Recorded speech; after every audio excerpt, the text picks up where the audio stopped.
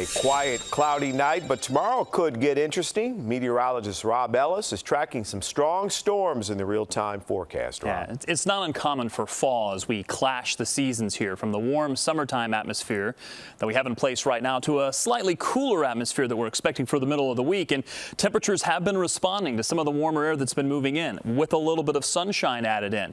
80s for some of you, it's where we've had the breaks in the clouds. And I'm going to be watching that very carefully tomorrow, because if we can get some sunshine tomorrow, the sun angle this time of year is still pretty strong, and it's still enough to destabilize the atmosphere.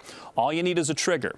And this is it. This is what we're watching for tonight. This little spin in the atmosphere. The upper level support pretty strong. Out ahead of that, a very strong signal of some severe weather. In fact, a moderate risk. That's 4 on a scale of 1 to 5 from the Storm Prediction Center for Oklahoma. This is Tornado Alley. You expect it. But this time of year, fall outbreaks tend to catch some people off guard. We don't want you to be caught off guard, because that same impulse is going to move closer to Chicago by tomorrow. Now, the threat has diminished a little bit from where it travels from Oklahoma, but it's the same system and we want to keep our eye on it. So let me walk you through at least the timing of what we're expecting. Quiet for the most part overnight, but the clouds in place are going to keep our temperatures in the 70s, and that means that tomorrow, even by 8 a.m., we're already starting near 70 degrees. That's a warm start, so if we get any breaks in the sunshine, it's possible a few locations, especially farther south, could make it up into the 80s.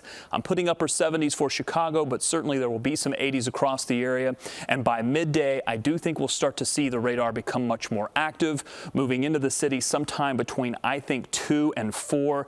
This is where I think we'll have the possibility for some stronger storms. They may contain some gusty winds, and we can't rule out a tornado threat. Already I've seen some tornado warnings firing off around Oklahoma City or just to the south and west of Oklahoma City, so there is a little bit of potential with this system to produce tornadoes as it moves into Chicagoland tomorrow. I'll be watching it, so will Mary Kay and I. South winds continue even through the afternoon, but I think once we get into the evening, the atmosphere will start to stabilize and things will start to calm down as the system exits. So just dealing with this for Monday. After we get through that, the rest of the week appears to be pretty quiet. Again, the time frame here, sometime afternoon through the early evening, maybe through about sunset or so, then the temperature should be able to calm down. I do think winds are our biggest concern, but we couldn't rule out any of the threats along with severe weather, including some pretty hefty flooding. Temperatures will cool down a bit, but it takes us until next weekend before we see fall-like temperatures return. An alert day for tomorrow. Watch for that. Keep an eye on it. I'll have an update again at 10 p.m. to see if any new data has come in. More scattered showers and cooler temperatures by the end of the week. Rob, thank you. Marshall Harris is live from Guaranteed.